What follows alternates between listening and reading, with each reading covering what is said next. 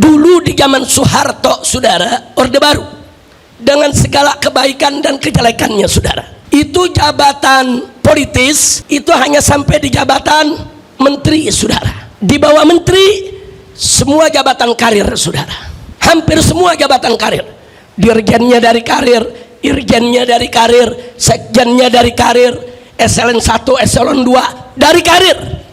Nggak bisa orang luar tiba-tiba masuk, saudara, jadi dirjen. Nggak bisa kalau bukan bidangnya, kalau bukan keahliannya. Ya, di tingkat menteri itu jabatan politik, saudara. Tapi sekarang ini udah rusak semua. Bukan hanya tingkat menteri yang jabatan politik, dirjennya, irjennya, sekjennya, saudara, eselon 1, eselon 2, sampai kepala bagian, saudara, sampai kepala bagian semua titipan partai.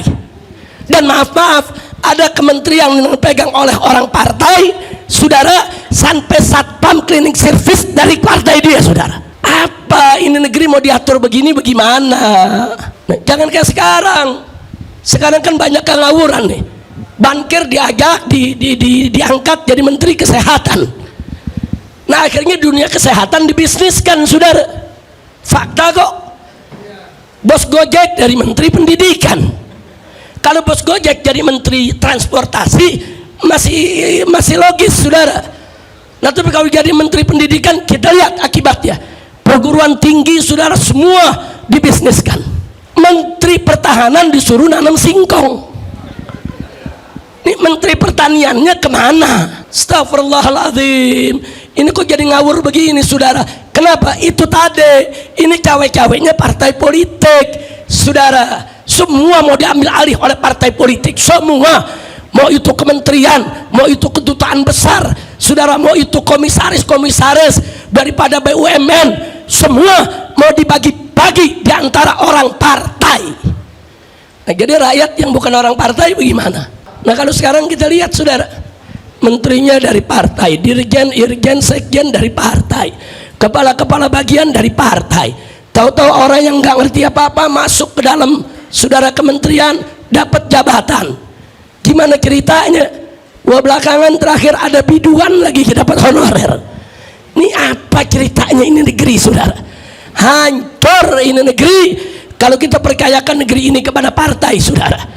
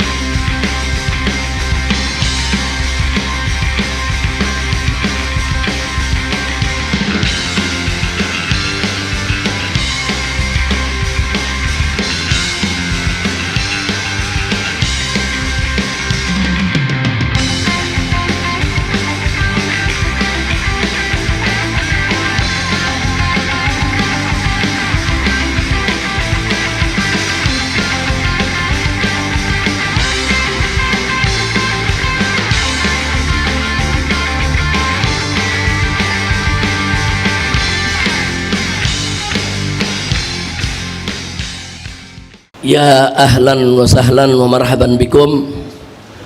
Laqad syarraftumuna wa nawartumuna wa farrahtumuna. Fajazakumullahu khairal jaza. Farahtumul qulub wa nawartumul majlis wa saraftumul bait.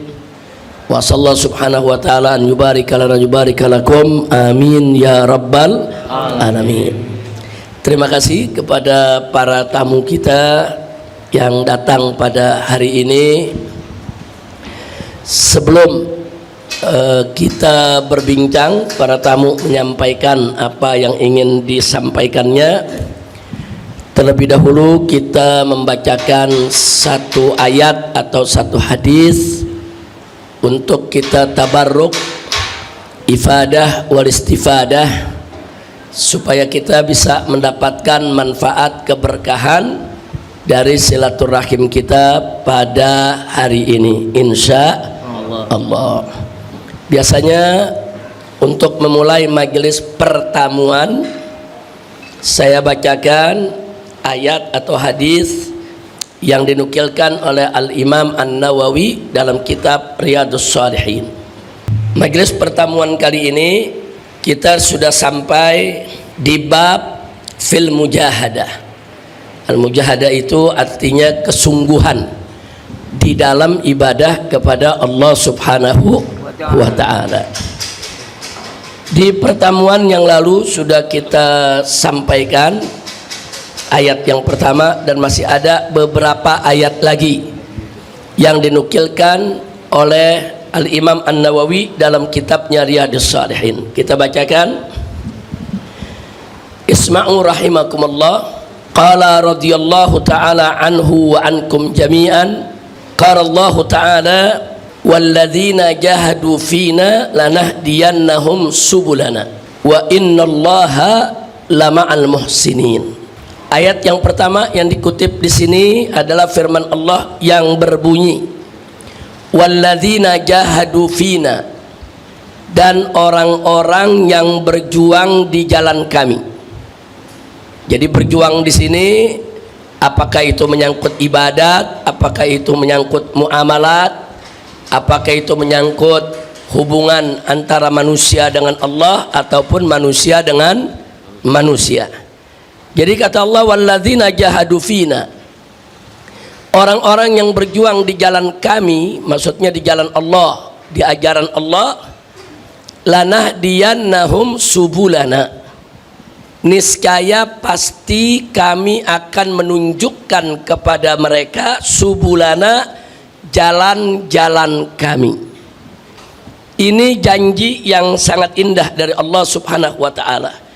Artinya siapapun di antara kita yang serius bersungguh-sungguh berjuang di jalan Allah, saudara, maka niscaya pasti Allah akan berikan banyak jalan buat dia. Nah, makanya bagi seorang pejuang di jalan Allah tidak ada kamusnya putus asa atau menyerah, nggak ada. Karena kalau satu jalan perjuangan tertutup, maka nanti Allah akan buka jalan yang lain. Jalan yang lain gagal, Allah akan sediakan jalan yang berikutnya. Nah, ini Allah punya janji. Innallaha la yukhliful mi'ad. Sesungguhnya Allah tidak pernah dan tidak akan pernah mengingkari janjinya. Kalau Allah berjanji pasti akan ditepati. Nah, dengan janji seperti ini mestinya kita sebagai orang Islam, sebagai orang beriman kepada Allah Subhanahu wa ta'ala, mestinya kita selalu punya semangat dalam berjuang. Nggak ada tuh kata menyerah, kata putus asa, nggak ada. Makanya berkali-kali saya selalu menyampaikan di atas mimbar sejak dulu sampai sekarang, 1000 kali kita jatuh gagal dalam perjuangan, 1001 kali kita harus bangkit kembali untuk melanjutkan perjuangan memetik kemenangan, insya Allah. Selanjutnya Allah nyatakan wa innallaha lama'al muhsinin, dan sesungguhnya Allah pasti akan selalu bersama orang-orang yang muhsin, orang-orang yang selalu berbuat baik, orang-orang yang selalu berjuang untuk kebaikan. Nah, dengan janji ini tentu ini menjadi support, menjadi motivasi bagi kita semua untuk kita giat sungguh-sungguh dalam beribadah kepada Allah dan di dalam berjuang membela agama Allah Subhanahu wa ta'ala. Ayat yang kedua yang dikutip oleh Al-Imam An-Nawawi radhiyallahu ta'ala anhu adalah firman Allah yang berbunyi wa'bud rabbaka hatta ya'tiyakal yakin. Sembahlah Tuhanmu, beribadahlah kepada Tuhanmu hatta, sampai atau sehingga ya'tiyakal yakin, datang kepada engkau al-yakin. Yang dimaksud al-yakin di sini adalah al-maut, kematian. Jadi artinya ayat ini memerintahkan kita wa'bud rabbaka, ibadahlah, sembahlah Tuhanmu hatta ya'tiyakal yakin, sampai datang kepadamu kematian. Nah, saya berhenti dulu sampai di sini. Ayat ini sering disalahgunakan oleh kaum liberal. Bahkan ayat ini sering dimanfaatkan oleh kaum ateis untuk mengganggu iman umat Islam. Dan menyesalkannya Kadang-kadang yang menggunakan ayat ini dari kalangan kaum liberal ngakunya orang Islam, dan kadang-kadang merasa lebih Islam dari orang Islam, ya ikhwan. Jadi mereka artikan ayat ini, wa'bud rabbaka, ibadahlah, sembahlah kau punya Tuhan, hatta ya'tiyakal yakin, sampai datang kepada engkau keyakinan. Jadi al yakin di situ mereka terjemahkan secara harfiah, secara tekstual, sampai datang kepada kamu keyakinan. Jadi kalau udah yakin, ya udah selesai. Nah, makanya orang-orang ini, saudara, pernah didapatkan di beberapa universitas Islam di Indonesia. Saudara, beberapa mahasiswa begitu diajak sholat, dia nggak mau sholat. Jawabnya santai. Lah, sholat itu kan sampai kita yakin. Kalau saya udah yakin kepada Allah, jadi nggak perlu saya sholat lagi. Nah, Anda yang belum yakin, silakan sholat. Nah, jadi kita lihat, begitu ditanyakan, dikonfirmasikan dari mana dia dapat ajaran semacam itu, dia katakan dapat dari dosennya di kampus, saudara. Nah, ini satu penyelewengan penafsiran, bahkan ini merupakan penafsiran sesat dan menyesatkan. Nah, jadi dia pakai ayat Quran, jadi sembahlah Tuhanmu sampai kau yakin. Jadi kalau kau sudah yakin, nggak perlu lagi kau sholat, nggak perlu lagi kau puasa, kau udah yakin kok. Sebab tujuan daripada menyembah Allah, ibadah kepada Allah, semuanya kata mereka adalah sampai kita yakin terhadap Allah. Nah, kalau kita sudah yakin Allah Tuhan kita, Allah menciptakan kita, Allah yang menjamin rezeki kita, semuanya sudah ada dalam jiwa kita, yakin, kita nggak perlu lagi sholat, puasa, dan seterusnya. Sekali lagi, ini penafsiran yang sesat dan menyesatkan. Nah, makanya ibu, bapak, para tamu saya tercinta, di dalam menafsirkan Al-Quran nggak cukup cuman bisa bahasa Arab, nggak cukup, saudara. Yang bisa bahasa Arab saja banyak yang nggak bisa menafsirkan bahasa Al-Quran, apalagi yang nggak bisa bahasa Arab. Yang nggak bisa bahasa Arab modal baca terjemah mau nafsirin Al-Quran. Nah, karena kalau diterjemahkan secara harfiah begitu, wa'bud, sembahlah, ibadahlah, rabbaka, Tuhanmu, hatta, sehingga, ya'tiyaka, datang kepada kamu, al-yakin, keyakinan. Jadi kalau secara harfiah memang begitu terjemahnya, tapi tafsirnya tidak begitu, ya ikhwan. Nah, makanya sekali lagi, kalau yang belum bisa bahasa Arab, nggak usah sok nafsirin Al-Quran, apalagi modalnya cuman baca terjemah. Udah baca terjemah, nafsirin Al-Quran, mau debat kiai lagi, saudara. Ya, ini sekarang begini nih, ada orang yang nggak ngerti agama sok bicara agama, nggak ngerti nasab sok bicara nasab, nggak ngerti ekonomi sok bicara ekonomi, nggak paham politik sok bicara politik. Saudara, ini yang Nabi katakan ar-ruwaibidah. Nanti di akhir zaman akan banyak ruwaibidah, kata Nabi. Nabi ditanya, siapa itu ruwaibidah ya Rasulullah? Nabi menjawab, ar-rajulut tafih yatakallamu fi amril ammah. Orang-orang bodoh yang bicara tentang urusan umat, saudara. Dia nggak ngerti agama sok bicara agama, nggak paham sejarah sok bicara sejarah, saudara. Nah, ini banyak terjadi di zaman kita sekarang ini. Inna lillahi wa inna ilaihi raji'un. Kembali kepada ayat tadi, mari kita lihat semua kitab tafsir, apakah itu tafsir Tobari, apakah itu tafsir Ibn Katsir, dan lain sebagainya. Ada ratusan kitab tafsir, saudara, yang salaf maupun yang khalaf. Semua kitab tafsir sepakat yang dimaksud al-yakin dalam ayat tadi adalah al-maut. Wa'bud rabbaka, ibadahlah, sembahlah kau punya Tuhan, Tuhanmu, hatta ya'tiyakal yakin, sampai datang kepada engkau al-yakin. Artinya sampai datang kepada engkau al-maut, yaitu kematian. Muncul pertanyaan, kalau semua ulama sepakat makna al-yakin adalah kematian, al-maut, pertanyaannya kenapa kok al-maut dinamakan al-yakin. Kenapa kematian disebut sebagai keyakinan? Ada rahasia apa? Setidaknya ada dua hal yang harus kita garis bawahi, saudara. Pertama, orang kalau sudah mati, saudara, yang tadinya tidak percaya adanya Allah jadi percaya. Yang tadinya tidak percaya tentang Nabi Muhammad sallallahu alaihi wasallam dan Al-Quran jadi percaya. Yang tadinya tidak yakin adanya azab kubur jadi yakin. Yang tadinya tidak yakin adanya pertanyaan munkar nakir jadi yakin, saudara. Kenapa? Karena semua akan dialaminya di alam kubur, saudara, sampai di alam akhir nanti. Nah, cuman percuma kalau keyakinan itu datang setelah kematian, nggak ada artinya, saudara.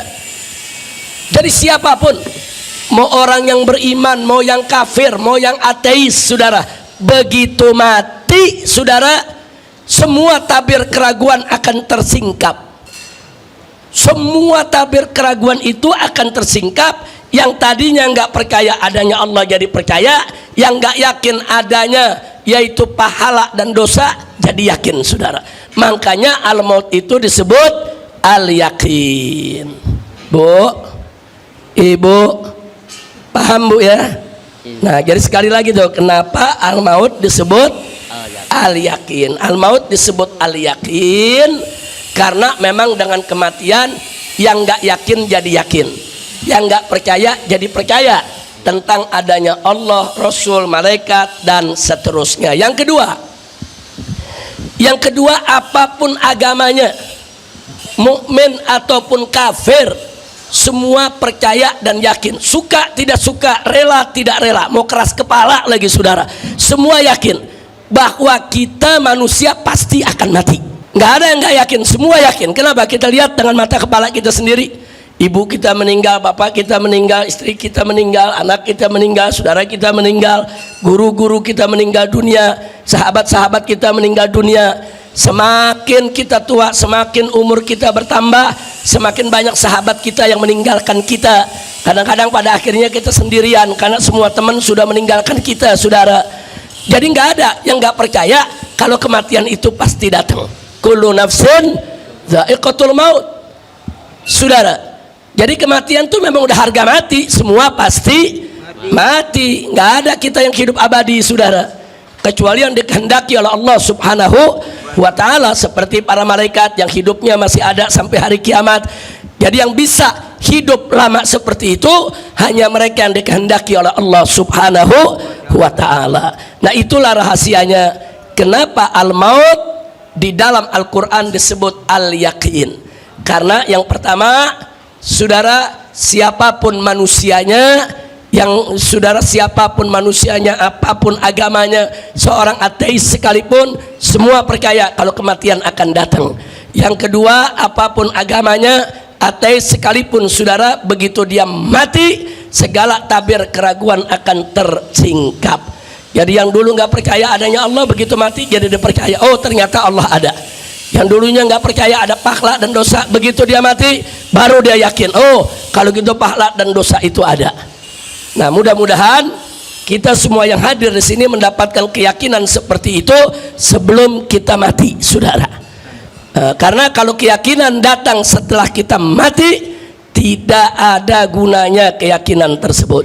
Nah, itulah yang perlu kita ketahui dari tafsir wa'bud rabbaka hatta ya'tiyakal yakin. Jadi jangan diselewengkan. Maaf Pak Bu ya, ini sekarang banyak orang nggak ngerti tafsir bicara tafsir, nggak ngerti hadis bicara hadis. Kadang-kadang bicaranya sok alim, sok lebih hebat dari ulama. Kadang-kadang ulamanya dihina, ulamanya direcehkan, ulamanya dimaki-maki. Ini zaman yang kita hadapi saat ini. Nah, begitu saya ajak semua yang ada di sini, yuk kita tahu dirilah, kita tahu kapasitas kita. Jangan bicara tentang yang kita tidak tahu. Ada ilmunya baru bicara, nggak ada ilmu nggak usah bicara, ya kawan. Ada wacana yang saya sampaikan kepada para politisi, juga kepada para pakar politik. Saya bilang, selama sekian tahun saya memperhatikan peta demokrasi dan gerak politik di Indonesia. Saya melihat yang merusak negeri ini adalah sistem partai politik, sehingga sampai pada akhirnya seorang anggota dewan saudara dari salah satu partai besar mengaku, dan itu viral, bahwa untuk membuat satu undang-undang saudara cukup persetujuan ketua umum partai. Artinya kalau di DPR itu katakan ada 9 partai atau 10 partai, cukup 10 orang itu yang ngatur kita punya negeri. Adapun anggota dewan yang mewakili partai masing-masing hanya boleh memutuskan sesuai dengan putusan ketua umumnya. Jadi saudara, kalau itu yang terjadi, ya hancur dong demokrasi kita. Karena sekian ratus anggota dewan tadi nggak ada maknanya, nggak ada manfaatnya. Karena kekuasaan hanya ada di tangan ketua umum partai, sehingga para oligarki busuk saudara yang ingin menguasai negeri kita cukup beli 10 orang itu saja. Beli itu 10 orang, segala macam undang-undang, segala macam regulasi bisa mereka atur yang menguntungkan usaha mereka. Kalau ini dibiarkan, hancur ini negeri. Jadi nggak usah bicara demokrasi lah, udah hancur-hancuran ini demokrasi di kita punya negeri ya ikhwan. Nah maka itu saya sampaikan kepada mereka ketika itu, belum lama ya ikhwan, sebulan yang lalu saya sampaikan kenapa kita tidak berpikir membangun negara Indonesia tanpa partai. Kita bangun negara tanpa partai. Siapa bilang negara nggak bisa hidup tanpa partai? Bisa kok. Maka itu saya mau ajak, mumpung di sini banyak alumni-alumni lulusan perguruan tinggi saudara, ayo sama-sama kita berpikir. Siapa bilang Indonesia tidak bisa dibangun tanpa partai? Bisa saudara. Kita membangun satu negara meritokrasi, di mana semua jabatan di kementerian itu dipegang oleh orang-orang dari hasil karir mereka, bukan orang partai saudara. Dulu di zaman Soeharto saudara, Orde Baru, dengan segala kebaikan dan kejelekannya saudara, itu jabatan politis itu hanya sampai di jabatan menteri saudara. Di bawah menteri semua jabatan karir saudara, hampir semua jabatan karir. Dirjennya dari karir, irjennya dari karir, sekjennya dari karir, eselon 1, eselon 2 dari karir. Nggak bisa orang luar tiba-tiba masuk saudara jadi dirjen, nggak bisa kalau bukan bidangnya, kalau bukan keahliannya. Ya di tingkat menteri itu jabatan politik saudara, tapi sekarang ini udah rusak semua.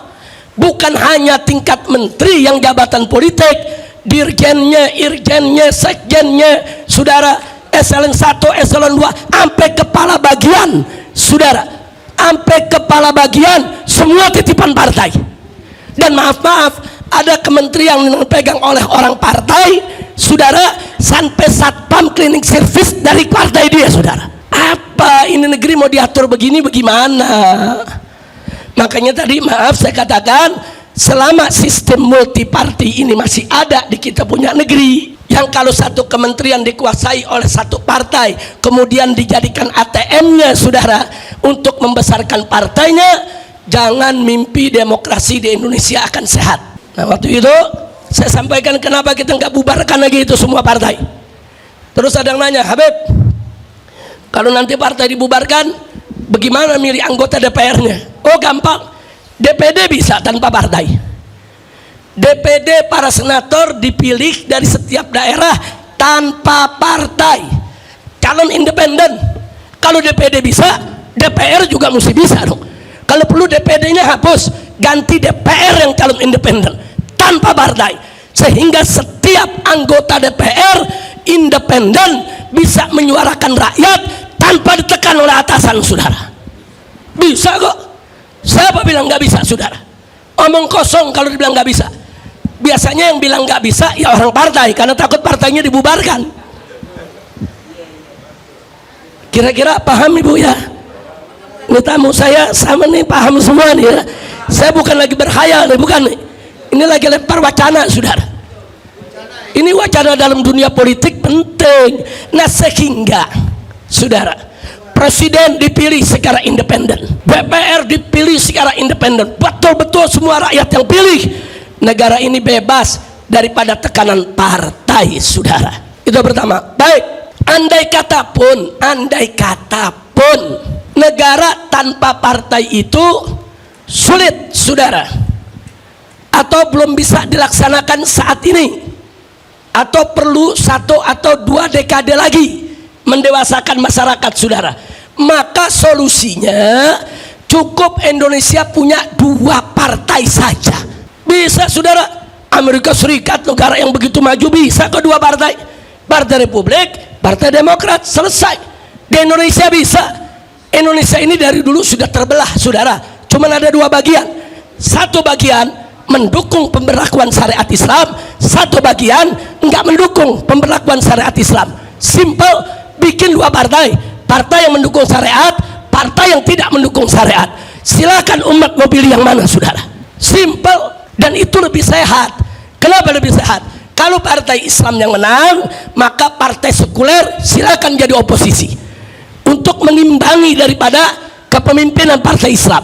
Kalau partai sekuler yang menang, maka partai Islam yang jadi oposisi. Jadi negara ini, saudara, ada balancingnya, saudara, seimbang. Nah, kalau sekarang teriak-teriak negara presidensial itu nggak boleh ada oposisi, jadi semua disuruh dukung pemerintah, nggak boleh beroposisi, saudara. Nah, jadi 2 partai itu juga masih boleh sehat, walaupun saya tetap kepada wacana pertama, bangun negara tanpa partai, sehingga nanti jabatan-jabatan menteri, saudara, itu bisa diambil dari jabatan karir. Presiden yang terpilih secara independen, saudara, dengan anggota dewan yang juga independen, saudara, bisa memilih para menteri dari kementeriannya masing-masing. Nah, jangan kayak sekarang kan banyak yang ngawuran nih. Bankir diajak diangkat jadi menteri kesehatan. Nah, akhirnya dunia kesehatan dibisniskan, saudara. Fakta kok. Bos Gojek dari menteri pendidikan. Kalau bos Gojek jadi menteri transportasi masih logis, saudara. Nah, tapi kalau jadi menteri pendidikan, kita lihat akibatnya. Perguruan tinggi, saudara, semua dibisniskan. Menteri pertahanan disuruh nanam singkong. Ini menteri pertaniannya kemana? Astagfirullahaladzim. Ini kok jadi ngawur begini, saudara? Kenapa? Itu tadi, ini cawe-cawenya partai politik, saudara. Semua mau diambil alih oleh partai politik, semua. Mau itu kementerian, mau itu kedutaan besar, saudara, mau itu komisaris daripada BUMN, semua mau dibagi-bagi di antara orang partai. Nah, jadi rakyat yang bukan orang partai bagaimana? Nah, ini saya pengen ini, Prof. Laila, kita buat satu pertemuan besar, kita kumpulkan semua para pakar, ayo kita diskusi. Enggak apa-apa, ayo kita berdebat, ayo kita adu argumentasi, ayo kita adu pendapat, ide di sana untuk menyelamatkan kita punya Republik Indonesia, insya Allah. Bu, kalau kita punya negeri, menterinya jabatan karir, sekjen, irjen, sampai kepada dirjennya, semua jabatan karir, mereka akan menguasai bidangnya. Mereka tahu penyakit apa yang ada di bidangnya. Mereka tahu bagaimana mengatasi persoalan yang ada di bidangnya. Jangan sekali-kali memberikan sesuatu kepada bukan ahlinya. Nabi sudah ingatkan. Apa kata Nabi dalam hadisnya? Idza wusidal amru ila ghairi ahli fantadhir sa'ah. Kata Nabi, kalau kau serahkan urusan kepada yang bukan ahlinya, tunggulah datangnya kiamat. Maksudnya datang kehancuran. Nabi udah kasih tahu, hancur kamu kalau memberikan sesuatu bukan pada ahlinya, saudara. Nah, ini yang bisa saya sampaikan. Artinya apa yang disampaikan tadi oleh para presidium dari Formaksi, ya, kita sejalan, kita sepemikiran untuk melakukan perubahan, dan kita sejalan, kita sepemikiran untuk kita berjuang bersama untuk membela rakyat yang lemah dan membela, mempertahankan persatuan dan kesatuan NKRI, sehingga ini tidak dijadikan sebagai negeri yang menjadi bantakan korupsi, saudara. Saya sepakat, hanya saja bagaimana strateginya, mesti sering-sering ketemu, sering-sering duduk, sering-sering kita berdiskusi. Nanti dari Formaksi mesti ada perwakilannya. Tentu tidak semua orang di Formaksi yang kita undang, karena yang akan diundang begitu banyak organisasi dan LSM. Dari ormas Islam aja udah 60 ormas lebih yang bakal kita undang, belum dari yang lainnya. Kita duduk bareng, yuk kita bicarakan soal negeri kita, saudara. Insya. Nah kalau sekarang kita lihat, saudara, menterinya dari partai, dirjen, irjen, sekjen dari partai, kepala-kepala bagian dari partai. Tahu-tahu orang yang nggak ngerti apa-apa masuk ke dalam, saudara, kementerian, dapat jabatan. Gimana ceritanya? Wah, belakangan terakhir ada biduan lagi dapat honorer. Ini apa ceritanya ini negeri, saudara? Hancur ini negeri kalau kita percayakan negeri ini kepada partai, saudara. Nah cuman saat ini karena memang kita dipaksa dengan sistem partai, ya mau nggak mau kita mesti kerjasama dengan partai, kita mesti dekat dengan partai, kita salurkan aspirasi kita ke lewat kawan-kawan kita yang ada di partai. Nah kenapa kita menolak sistem partai? Kok kita sampai saat ini masih berhubungan dengan partai? Jawabnya, karena saat ini kita tidak diberi pilihan lain, harus lewat partai, saudara. Nah ini yang harus kita berani melakukan perubahan. Jadi jangan tanggung-tanggung. Kalau melakukan perubahan, lakukan perubahan yang revolusioner, yang betul-betul sistem ini kita ubah untuk kebaikan Indonesia, insya Allah. Nah ini yang kita mau sampaikan. Jadi kalau ini berjalan, ibu-ibu nggak repot demo dulu, Bu. Ya capek kita udah demo nggak didengar. Sekarang demo nggak didengar, saudara. Pemerintah sudah tahu bagaimana supaya demo kapok. Tangkap aja pemimpinnya, tangkap aja koordinatornya, tangkap aja tuh yang minta izinnya.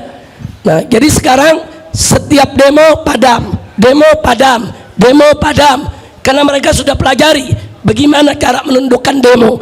Ada juga demo semangat, besok diundang ke istana, lusa udah adem, kayak kerupuk disiram air, saudara.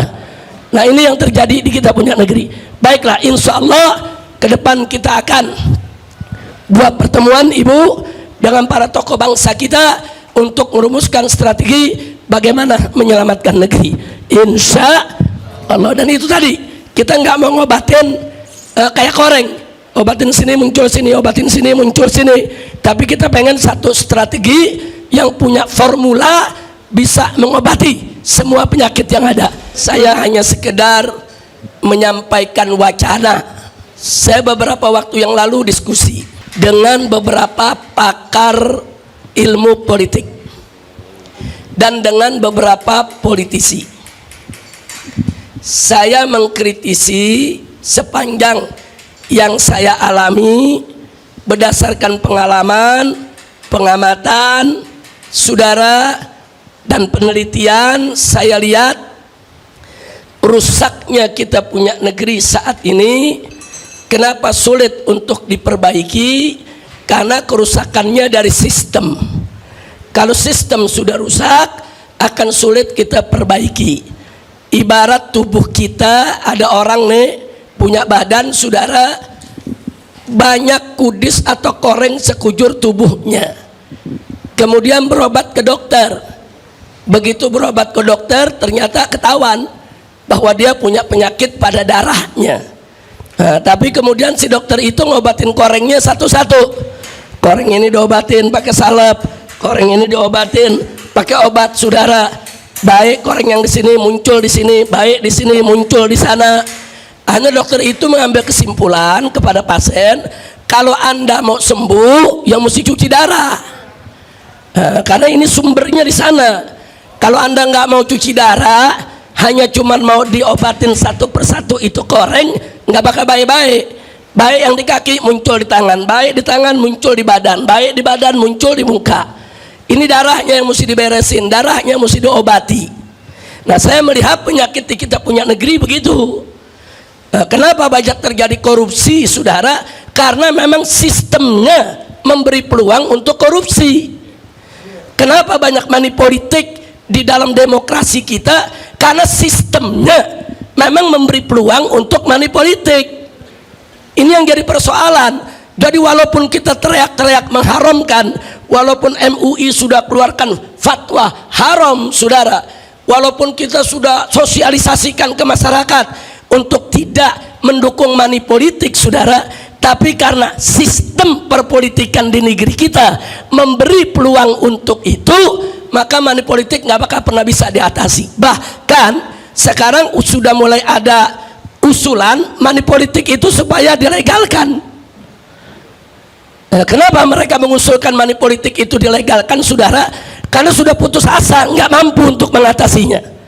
Nah, jadi sekali lagi saya lihat ini persoalannya adalah pada sistemnya yang harus diperbaiki. Kalau sistemnya baik, semua peluang-peluang kemunkaran ditutup, insya Allah kemunkaran tersebut nggak bakal merajalela, termasuk korupsi. Nah, kemudian masih kita bicara korupsi. Sudahlah, jangan ngejek-ngejek korupsi. Ini kalimat gak pantas disampaikan oleh seorang pejabat. Yang namanya korupsi bukan hanya harus diejek, saudara. Dikejar, ditangkap, dipermalukan, dimiskinkan itu koruptornya. Nah, kenapa ada seorang pejabat tinggi tahu-tahu gerah dengan masyarakat menyerang korupsi, dia bilang apa? Udah jangan ngejek-ngejek korupsi, nanti kita malu di dunia. Ya kalau malu di dunia, buat satu sistem untuk melawan korupsi. Nah, bukan media dibungkam agar tidak bicara tentang korupsi, nggak bisa. Jadi pejabatnya sendiri memberi peluang, saudara. Nah, supaya apa? Korupsi itu tetap merajalela. Nah, nggak sampai di situ. 30 pabrik tekstil di Indonesia gulung tikar. Bahkan terakhir ini pabrik tekstil terbesar se-Asia Tenggara, saudara, Sritek, ikut gulung tikar. Itu kalau di total semua pabrik tekstil yang gulung tikar, saudara, pegawainya puluhan ribu sampai 100.000 lebih, semua harus di PHK. Mestinya ini menjadi perhatian pemerintah. Apakah mereka disuntikan dana, dibantu, atau mereka diambil alih oleh negara, saudara, untuk menyelamatkan pabriknya dan menyelamatkan pekerjanya. Tapi ini enggak dibiarkan. Begitu semua bangkrut, tahu-tahu teriak, saudara. Oh, tadi pagi ada orang dari negeri Cina datang ke kantor saya. Ada 2 tuh sudah datang ke saya. Dia mau bangun pabrik tekstil terbesar sedunia di Indonesia ini. Itu coba menteri saya siapkan tuh surat-surat untuk tanahnya. Apa, saudara? Ini kok jadi menteri rasa preman, saudara? Ini apa macam ini kok negara diatur kayak warung kopi, saudara? Ngomong seenaknya, nggak ada sopan-sopannya. Jadi bukan seenaknya ngomong, tersebar kok, viral kok, saudara. Silakan lihat bagaimana gayanya bicara, saudara. Oh, tadi itu ada dari Cina, ada 2 tuh datang ke kantor saya. Dia mau bikin itu pabrik tekstil internasional terbesar di dunia. Nah, itu nanti kita siapkan aja tanahnya di sini. Coba disiapkan itu tanahnya, disiapkan. Ini negara, ada regulasinya, ada aturannya. Ini negara bukan punya bapak moyangmu. Nggak bisa dong ngatur negeri begitu, saudara. Dan saya masih heran, orang semacam ini selalu diberikan kesempatan untuk mengatur negeri. Nah, jadi sekarang ini itu tadi saya katakan, saudara, ini yang rusak di negeri kita. Kenapa? Ada orang-orang model begini, saudara, karena aturannya memberi peluang untuk pejabat seperti itu, saudara. Jadi saya pikir terlalu panjang kalau kita mau bicara soal ini, tapi nanti seperti yang Prof. Laila tadi ingatkan, insya Allah yang begini nanti akan kita kumpulkan. LSM, ormas-ormas, saudara, yang cinta kepada negeri, saudara, baik ormas Islam maupun ormas nasionalis dan lain sebagainya, para pakar, saudara. Ayo kita duduk bareng, ayo kita diskusi, ayo kita cari strategi bagaimana menyelamatkan NKRI. Jadi jangan dipikir selama ini saya diam, 2 tahun saya tahanan rumah, nggak boleh keluar kota, saudara, tahanan kota. Kemudian dipikir kita tidak memperhatikan itu semua. Enggak, kita perhatikan perilaku mereka, saudara. Maka kadang-kadang di beberapa acara saya sebut negeri ini sedang diatur oleh orang-orang brengsek, saudara. Nah, kalau orang-orang brengsek ini dibiarkan, maka akan hancur kita punya negeri.